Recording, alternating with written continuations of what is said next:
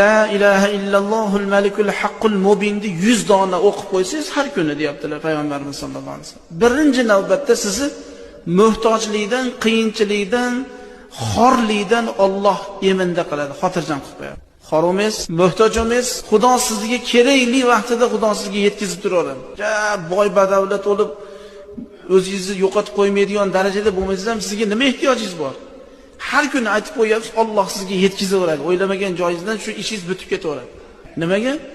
La ilaha illallohul malikul haqqul mubinni 100 ta aytib qo'yapsiz. Va min vahshatil qabr debdilar. Qabrdagi dahshat, qabrdagi azobdan Alloh uni xotirjam qilib qo'yadi. Bizga ash kerak o'zi asli. Biz ertaga kun kelib Xudoning oldiga boradigan odamlar o'tiribmiz. Hech kim, eng yaqinimiz ham tashlab, o'g'limiz ham tashlab ketadi. Qoling endi dada mashada deydi.